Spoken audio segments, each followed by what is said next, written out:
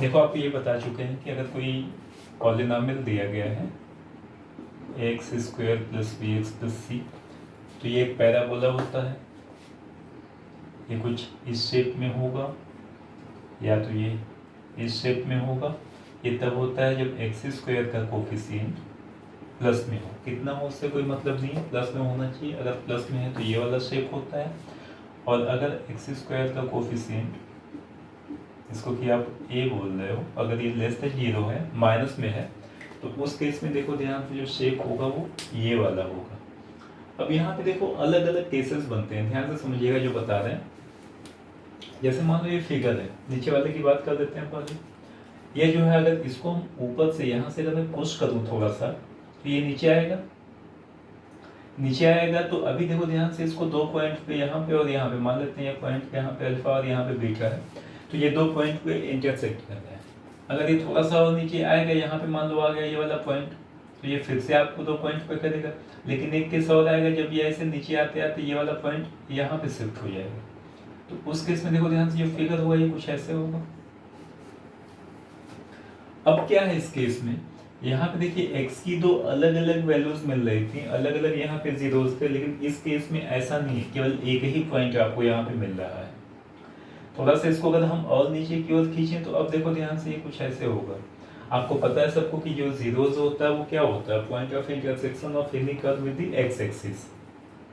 तो यहाँ पे दो दिख रहा था, यहाँ पे एक दिखा, यहाँ पे एक भी नहीं दिखा। अगर मैं ये वाला कर्व लूँ नीचे वाला एकदम, तो यह जो कर्व है यह एक्स एक्सिस को किसी भी पॉइंट पे इंटरसेक्ट नहीं कर रहा है।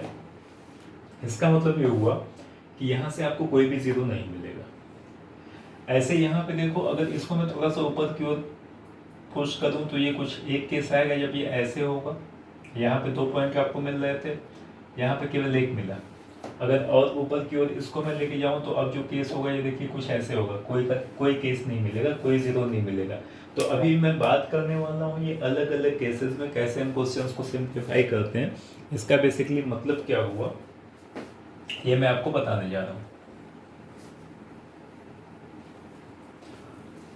जीरोस क्या होता है आपको बताया जा चुका है। X square plus b x plus c में यह जो पॉइंट था जहाँ पे टर्न होता है, मैंने आपको बताया था कि इसको हम वर्टेक्स बोलते हैं। इसकी वैल्यू मैं बता चुका हूँ -b/2 और माइनस ब्रैकेट में B square minus 4ac upon 4a, ये आपको बताया जा चुका है। जैसे मान लो ये दिया गया है, तो ये जो पॉइंट होता है इसको हम बोलते हैं वर्टेक्स। और इसकी वैल्यू ध्यान रखिएगा, अगर इक्वेशन दिया गया है ये x square plus b x plus c या पॉलिनॉमियल अगर दिया गया है ये, तो ये जो पॉइंट होता है इसकी वैल्यू आपको बताई गई है। ये होता है -b/2 और -d/4। इसी को हम ऐसे भी लिख सकते हैं -b/2 और माइनस, ये आप जानते हैं, this one is equals to 4ac upon में 4a। तो ये वैल्यूज ध्यान रखिएगा होती हैं। अच्छा, अब मैं इसके आगे चल रहा हूँ, ये मान के कि ये चीज़ें आपको आती हैं।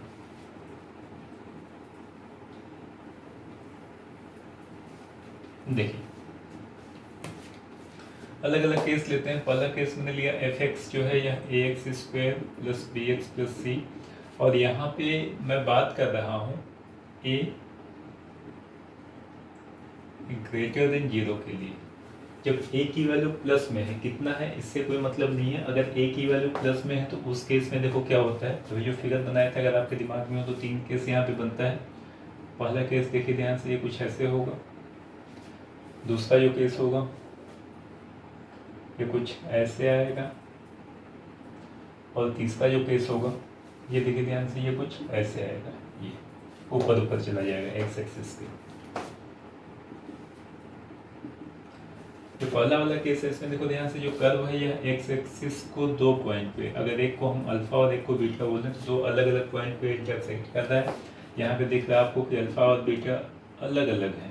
अल्फा की वैल्यू अलग है, बीटा की वैल्यू अलग है। यहाँ पे देखो ध्यान से, यह जो पॉइंट है दोनों सेम है। और यहाँ पे देखो ध्यान से, कोई वैल्यू नहीं मिल रही है अल्फा और बीटा की, कोई रियल वैल्यू नहीं मिल रही, क्योंकि कहीं पे भी ग्राफ आपका एक्स एक्सिस को इंटरसेक्ट नहीं कर रहा है। बार बार मैं बोल रहा हूँ, ध्यान से सुनिएगा एक बार फिर से। जब भी हम किसी इक्वेशन को सॉल्व करते हैं, अगर इसी इक्वेशन की हम बात करें, जो पॉलिनॉमियल लिखा गया है, अगर ये लिखा गया है तो यहाँ से ये कंफर्म होगा, क्लियर होगा सबको कि एक्स स्क्वायर है, तो यहाँ से एक्स की दो वैल्यूज आएंगी। दो वैल्यू आएंगी अगर एक को हम अल्फ़ा बोलें और एक को अगर हम बीटा बोलें तो दोनों वैल्यू निकालने का फार्मूला आप लोग को पता है, ये होता है -b plus minus B square minus 4ac upon में ये वैल्यू होती है। तो यह जो बी स्क्वायर माइनस 4ac होती है इसी को हम बोलते हैं डिस्क्रिमिनेंट। ये वैल्यू अगर माइनस में हो जाए तो उस केस में x की कोई रियल वैल्यू नहीं आएगी, जानते हैं, बताया गया आप लोग को। बी स्क्वायर माइनस 4ac अगर ये वैल्यू अगर माइनस में आ जाए तो इसका मतलब ये होता है कि यहाँ पे कोई भी रियल वैल्यू आपको नहीं मिलेगी। तो वह जो केस होता है वो ये वाला होता है। B square minus 4ac less than 0 आने का मतलब ये हुआ कि x की कोई भी रियल वैल्यू नहीं मिलेगी। इसका मतलब ये हुआ कि यह जो कर्व होगा यह x एक्सिस को किसी भी पॉइंट पे इंटरसेक्ट नहीं करेगा, जैसे यहाँ पे। तो ये ध्यान रखिएगा, ये तब होगा जब बी स्क्वायर माइनस 4ac जो है वो लेस देन 0 होगा। इस केस में देखो ध्यान से, अल्फा और बीटा दोनों सेम है। अगर बी स्क्वायर माइनस 4ac को हम 0 कर दें तो ये पूरी वैल्यू 0 हो गई। अब -b प्लस 0 करो चाहे -b माइनस 0 करो, दोनों सेम ही होगा। तो x की दो वैल्यू मिली, -b प्लस 0/2 है और एक -b माइनस 0/2 है, दोनों सेम है। इसका मतलब ये हुआ कि अल्फा और बीटा सेम होगा। तो यह केस तब होगा जब B square minus 4ac equals to 0 होगा। ये वाला केस देखो ध्यान से, अल्फा और बीटा अलग अलग हैं दोनों वैल्यूज। तो यहाँ पे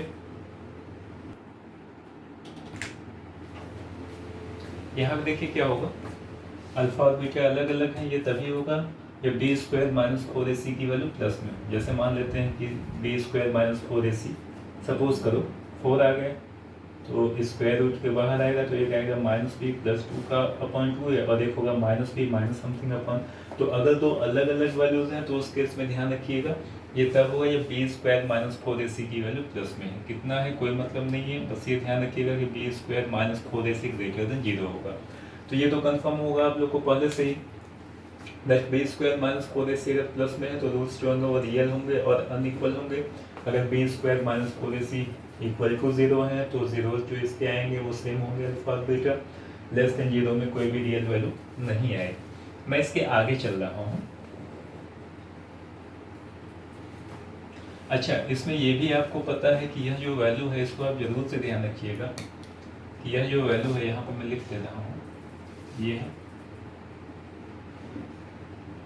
बाई 4। इस वैल्यू को ध्यान रखिएगा और इस वैल्यू का नाम भी हो सके तो आप ध्यान रखिएगा वर्टेक्स होता है।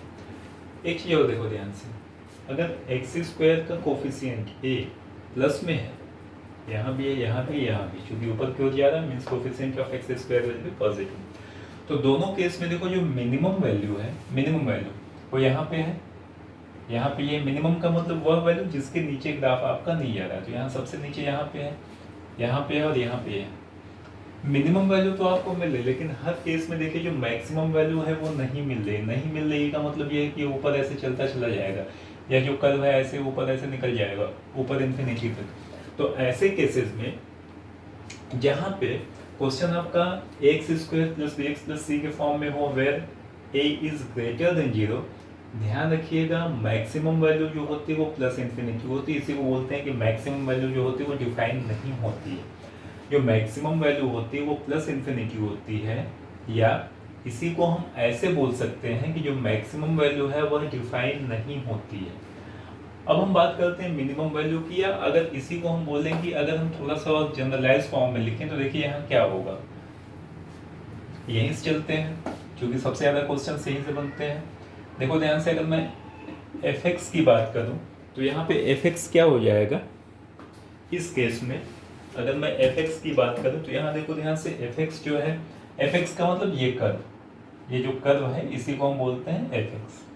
यह जो fx है देखो ध्यान से, ये हमेशा fx का मतलब y भी आप बोल सकते हो। यहाँ पे जो fx में बोल रहा हूँ, fx का मतलब यहाँ पे है ax square plus b x plus c. यह जो पॉलिनॉमियल दिया गया है इसी को हम fx बोल रहे हैं, या इसी को आप चाहे तो y बोल सकते हैं, आपको पता है। तो ax square plus b x plus c या fx जो है वो बेसिकली इस कर्व को हम बोल रहे हैं।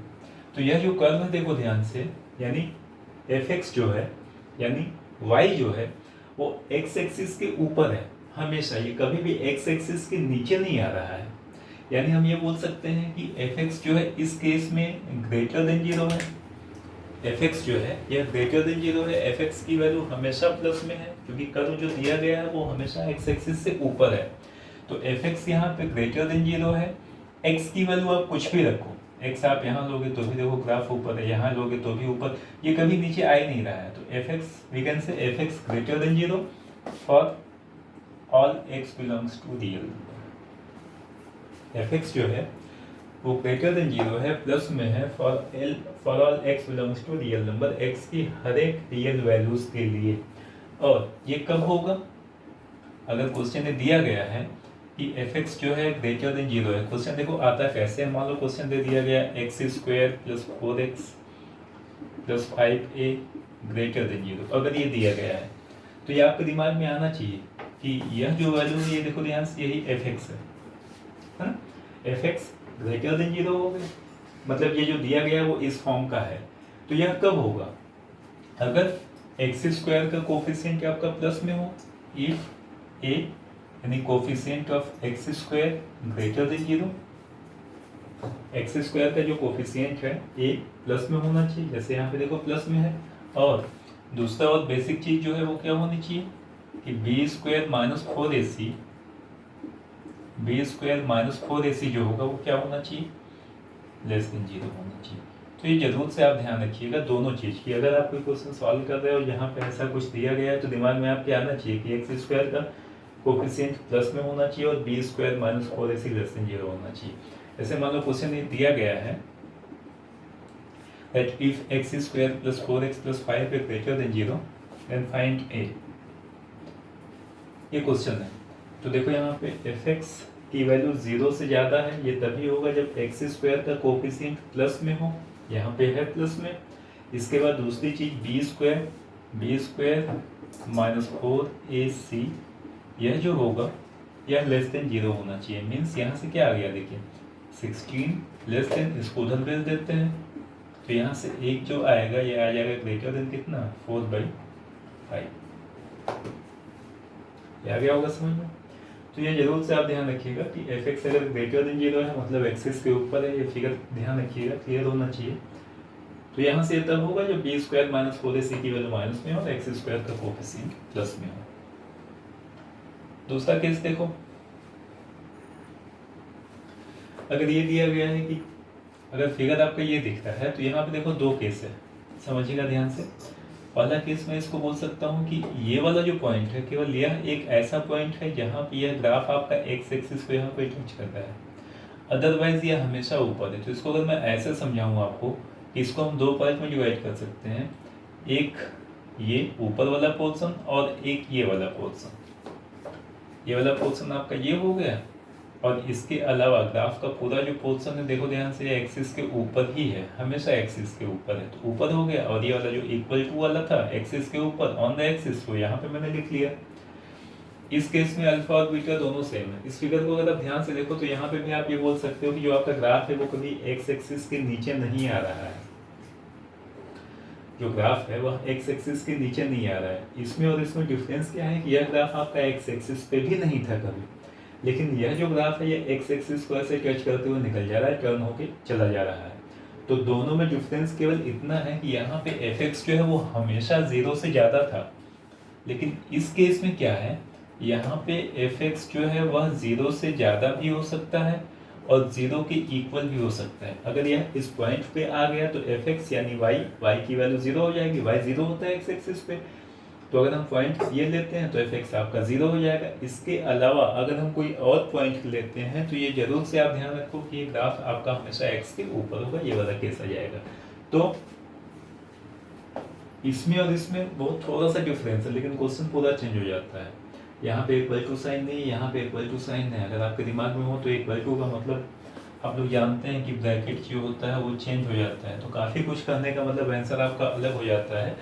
तो यहाँ पे देखो वापस आते हैं, F X greater than equal to 0 कब होगा? ये केस तो कॉमन है, इफ ए यानी कोफिशिएंट ऑफ एक्स स्क्वायर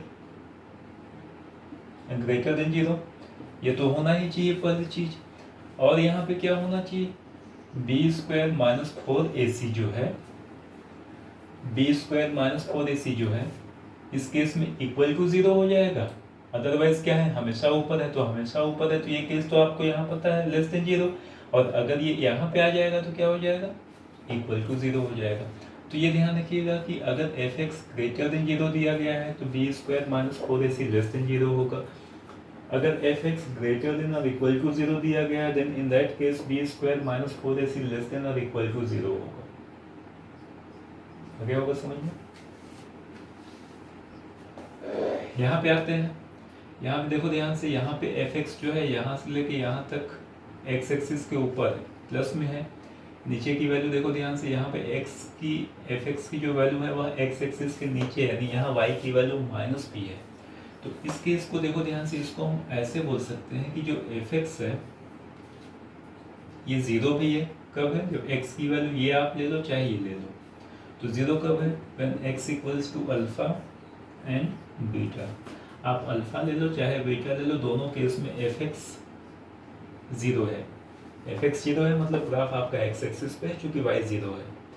अगर एफ एक्स की वैल्यू मैं लेस देन 0 लूँ, माइनस में ले लेता हूँ, तो माइनस में देखो कहाँ से कहाँ तक है। ध्यान से आप इस फिगर को देखो, तो माइनस में आपका देखो अल्फा और बीटा के बीच में आप कोई सी भी वैल्यू ले लो, ये वाली वैल्यू या पूरी वैल्यू यहाँ से यहाँ तक एक्स एक्सिस के नीचे है, और एक्स एक्सिस के नीचे वाई माइनस होता है।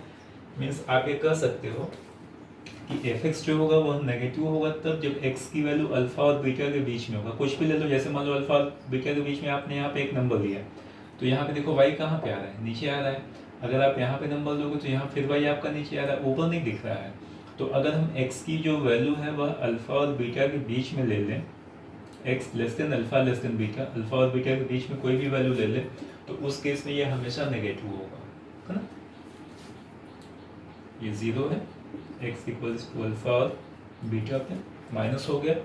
प्लस में कब होगा, प्लस में देखो ध्यान से कब होगा, अगर आप एक्स की वैल्यू इससे इस पॉइंट से ज़्यादा, बीटा से अगर आप ज़्यादा लेते हो, मान लो आपने यहाँ पे एक पॉइंट ले लिया, एक्स की वैल्यू अगर आप बीटा से ज़्यादा लेते हो, मान लो यहाँ आपने एक पॉइंट लिया, तो आप देखो ध्यान से यहाँ पे ग्राफ कहाँ पे है, ये यहाँ पे है, ये ऊपर की ओर है, ऊपर की ओर है। इसका मतलब ये है कि एफ एक्स की वैल्यू प्लस में आ जाएगी, वाई की वैल्यू एक्स एक्सिस के ऊपर प्लस होता है। तो ये तब होगा जब एक्स की वैल्यू बीटा से ज़्यादा हो जाए, और या तो क्या होगा, यहाँ पे देखो अगर आप कोई पॉइंट लेते हो, ये अल्फा हो गया, अल्फा से कम अगर आप कोई पॉइंट लेते हो तो फिर देखो ध्यान से एक्स एक्सिस के ऊपर चला गया, फिर ये ज़्यादा हो गया। तो या तो एक्स लेस देन अल्फा हो जाए और या तो एक्स ग्रेटर देन बीटा हो जाए। दोनों केस में एफ एक्स जो है वो देखो ध्यान से ग्रेटर देन और इक्वल टू 0 होगा, यानी प्लस में होगा। तो दो चीज़ यहाँ से मिला, माइनस कब होना है, 0 कब होना है, प्लस कब होना है, ये चीज़ें ध्यान रखिएगा, आना चाहिए इस पर। इसके बाद ये सेम क्वेश्चन बनता है तब जब एक्स स्क्वायर का कोफिशिएंट माइनस में हो जाए। अगर एक्स स्क्वायर का कोफिशिएंट माइनस में हो जाए, दूसरा केस लेते हैं,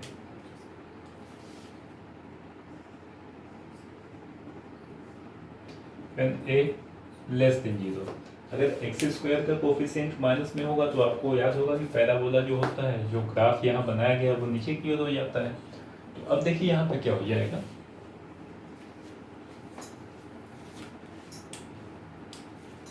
ये फिगर कुछ ऐसे बन जाएगा।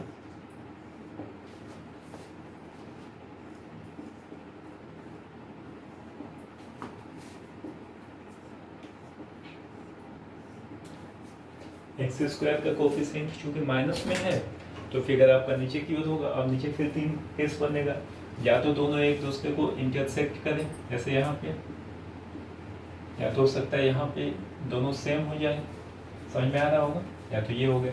केस अभी भी वही है, क्योंकि यहाँ पे बी स्क्वायर माइनस 4ac जो है लेस देन 0 है, कोई रियल वैल्यू नहीं मिल रही, यहाँ पे एक वैल्यू आ रही, means you can say B square minus 4ac equal to 0 है। और यहाँ पे देखिए दो अलग अलग वैल्यूज आ रही, मीन्स ये हो गया कि बी स्क्वायर माइनस 4ac जो है वो ग्रेटर देन 0 होगा। अब यहाँ पे आते हैं फिर से, देखो अभी पिछले केस में क्या था, ग्राफ आपका एक्स एक्सिस के ऊपर था तो एफ एक्स आपका ग्रेटर देन 0 था। अभी आपका ग्राफ केवल और केवल नीचे की ओर है, तो नीचे की ओर कब होगा, इसको हम ऐसे बोल सकते हैं कि एफ एक्स मतलब ये जो ग्राफ है ये नीचे है, यानी एफ एक्स लेस देन 0 हो जाएगा। तो अगर कहीं पे एफ एक्स लेस देन 0 दिया गया है, मतलब ये हुआ कि वाई जो है वह 0 से कम है, मतलब ये दिमाग में होना चाहिए कि y जो है वह x एक्सिस के नीचे। अच्छा दिमाग में ये ना है कि यहीं पे बनेगा, आप इस फिगर को ऐसे भी बना सकते थे, आप यहाँ बना दो, आप इस फिगर को ऐसे बना दो, मतलब बनाना नीचे है, जरूरी नहीं कि फोर्थ में हो थर्ड में हो, वो कंडीशन कई बार दे देता है। मैं रफ स्केच आपको बता रहा हूँ। F x less than zero मतलब वाई जीरो से कम है, मतलब ग्राफ आपका नीचे है। ये कब होगा? जब कोफिशिएंट ऑफ एक्स स्क्वायर का कोफिशिएंट अब क्या होगा? लेस देन जीरो हो जाएगा। तो पिछली बार जो ग्रेटर देन जीरो था वो लेस देन जीरो हो गया। अच्छा, B square minus four A सी, देखो ध्यान से, अभी भी लेस देन जीरो होगा, क्योंकि B square minus four A सी जो बताता है वो ये बताता है कि यह एक्स एक्सिस को कितने पॉइंट पे इंटरसेक्ट करने वाला है, रियल वैल्यू मिलेगी कि नहीं। सो B square minus four A see again less than zero होगा। इस केस में देखिए एफ एक्स आपका नीचे है यानी लेस देन जीरो है, और यहाँ पे टच कर रहा है यानी इक्वल टू हो सकता है। So here F X is less than equals to zero, again coefficient of X square less than zero हो जाएगा, और B square minus four A C यहाँ पर। इस केस में देखो एक्स की वैल्यू अगर अल्फा और बीटा के बीच में हम लेते हैं, ये अल्फा हो गया ये बीटा हो गया, अल्फा और बीटा के बीच में कोई भी वैल्यू लेते हैं, जैसे मान लो यहाँ आपने लिया, तो यहाँ पे आप देखो ग्राफ आपका एक्स एक्सिस के ऊपर है, कोई भी वैल्यू आप ले लो अल्फा बीटा के बीच में, ग्राफ जो है वो देखो ध्यान से एक्स के ऊपर है यानी प्लस में है। तो हम ये बोल सकते हैं कि अगर एक्स की वैल्यू अल्फा और बीटा के बीच में है तो ग्राफ आपका प्लस में हो गया। जीरो है सेम अल्फा और बीटा पे, एक्स की वैल्यू अगर बीटा से ज़्यादा है, बीटा से ज़्यादा मान लो ये पॉइंट लिए, तो अब देखो ध्यान से यहाँ का ग्राफ आपका नीचे की ओर आ रहा है यानी माइनस में आ रहा है, तो यह जो पॉजिटिव यहाँ पे वैल्यू थी अब ये हो जाएगी नेगेटिव। तो इसको अगर आप ध्यान से देखो 2 मिनट, तो यहाँ से आपको कई चीज़ें सिमिलर मिलेंगी जो पिछली बार आपने देखा हुआ है ना। चलिए कॉपी हो गया होगा, इसको ध्यान रखिएगा। अब एक दो क्वेश्चन मैं आपको बता रहा हूँ, ध्यान से समझिएगा।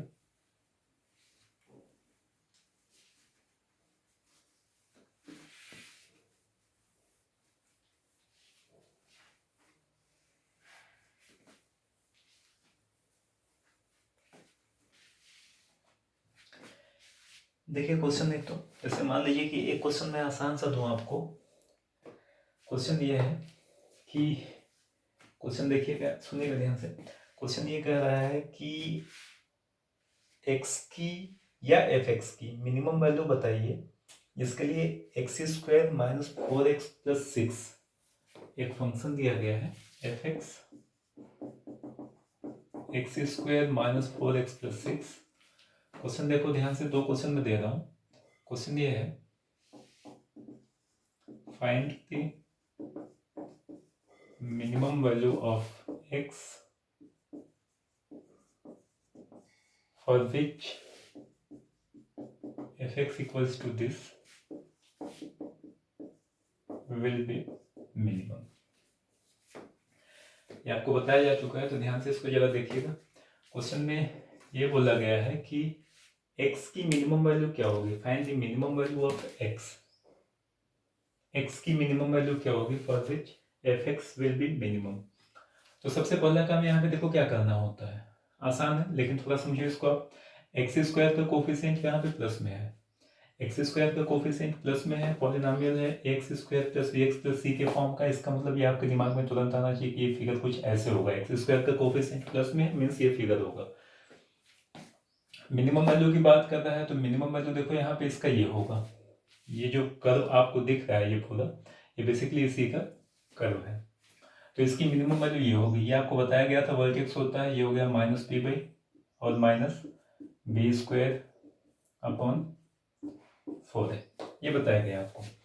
तो अब दो चीज है यहाँ पे, पहला करेंगे find the minimum value of x. आपको पता है यहाँ से कि एक्स की वैल्यू अगर हम ये लेंगे जो मिनिमम वैल्यू है, यहाँ पे एक्स की वैल्यू ये होती है, तो आप यहाँ सीधे आंसर लिख सकते हो। इसका जो आंसर आएगा ये हो जाएगा माइनस बी, बी की वैल्यू यहाँ पे है माइनस फोर अपॉन में ट्वाइस ऑफ ए, ये इतना हो गया।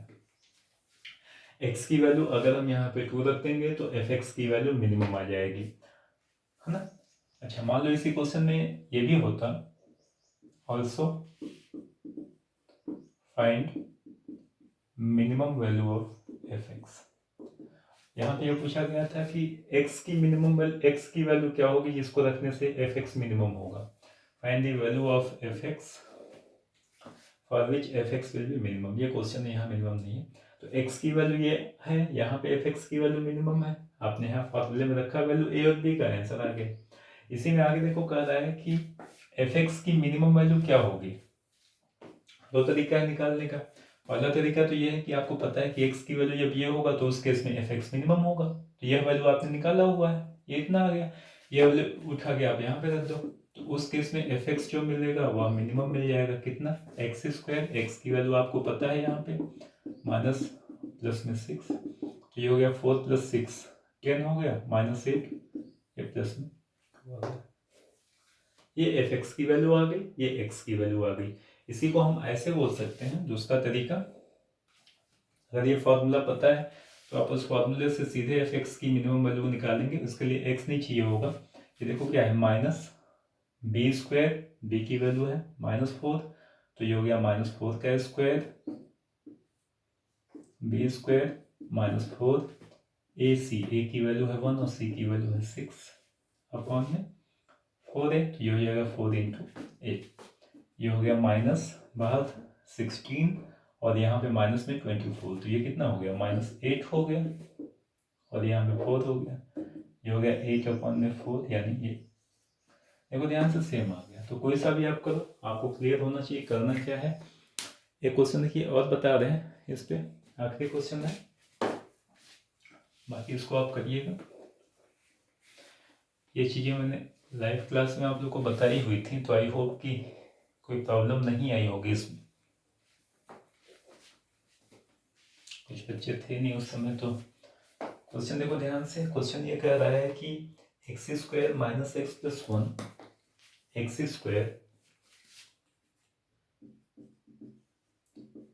find the range of x² - x + 1 upon में x² + x + 1। इसका रेंज बताना है। रेंज का मतलब देखो आप लोग को बताया जा चुका है कि मिनिमम और मैक्सिमम वैल्यू क्या होगी, ये बेसिकली रेंज होता है। तो इस फंक्शन का रेंज आपसे पूछा जा रहा है, जिसका रेंज पूछा जा रहा है इसको हम y मान लेते हैं। ध्यान रखिएगा, इस पूरे की वैल्यू आपसे पूछी जा रही है, तो बार बार ये वैल्यू निकालना ज़्यादा इजी नहीं है, इसलिए इसको हम y मान लेते हैं। तो इसकी मिनिमम और मैक्सिमम वैल्यू पूछी जा रही है, इसका मतलब y की मिनिमम और मैक्सिमम वैल्यू पूछी जा रही है। तो देखो यहाँ सॉल्व कैसे करेंगे, सबको यहाँ पे मल्टीप्लाई कर देते हैं, तो ये हो जाएगा x² - x + 1 = yx² + yx + y। नीचे वाली वैल्यू को वहाँ भेज दिए। अब सबको एक साइड करते हैं, तो यहाँ पे देखो x² है, ये x² इधर जाएगा, माइनस में हो जाएगा, so this will be y - 1 x², x यहाँ पे है, ये x उधर जाके माइनस है तो प्लस में हो जाएगा, तो प्लस में कितना हो गया, y था +1 x और प्लस में यहाँ y है, ये 1 उधर जाके -1 = 0। क्वेश्चन देखो ध्यान से, मेंशन अगर ना करे तो हमेशा आप लेके चलिएगा कि x यहाँ पे जो है वो रियल नंबर है। ऐसे आई वगैरह क्वेश्चन में मेंशन कर देता है, दिया रहता है, लेकिन अगर ना भी दिया जाए तो ध्यान रखिएगा कि x हमेशा यहाँ पे रियल नंबर होता है। तो यहाँ पे आपको लिखना है since x belongs to real number therefore b² - 4ac क्या होगा, > 0। ध्यान रखिएगा, यहाँ गलती फिर आप करते हो, रियल है मतलब रियल अनइक्वल भी हो सकता है, रियल इक्वल भी हो सकता है, मीन्स b² - 4ac > 0 भी हो सकता है, = 0 भी हो सकता है। तो केवल रियल दिया गया है तो दोनों आप लेके चलेंगे। तो b² ये हो गया y + 1 होल स्क्वायर -4, ये a हो गया और ये c हो गया, y - 1 × y - 1, ये हो गया y - 1 का होल स्क्वायर। अब यहाँ पे a² - b² का फॉर्मूला यूज कर देते हैं, तो ये हो गया a + b, यहाँ पे 4 को अंदर भेज दो, एक लाइन और देख लीजिए, y + 1 होल स्क्वायर, 4 को अंदर भेजेंगे तो इसको हम लिख सकते हैं -2y - 2 का होल स्क्वायर, 4 अंदर जाके इतना हो जाएगा। अब ये हो गया a और ये हो गया b, तो a² - b², ये हो जाएगा a + b और a - b 0, ये हो गया 3y - 2, कैलकुलेशन देख लीजिएगा, और यहाँ पे हो जाएगा -y+, बताया गया है कि मैक्सिमम पावर का कोफिशिएंट प्लस में होना चाहिए। अगर यहाँ से -n कॉमन ले लें तो इसी को हम लिख सकते हैं ऐसे, यहाँ पे हो जाएगा y - 2 और -n को उधर भेज दें तो इनइक्वालिटी चेंज हो जाएगी। बाकी आपको पता है यहाँ से हो जाएगा 2/3 और ये हो गया ये प्लस माइनस पूछा गया, तो ये सब चीज़ें आप जानते हैं, तो इसको आप कर दीजिएगा। इतना मैंने बताया हुआ था, बाकी आगे फिर बताते हैं आपको। Thank you.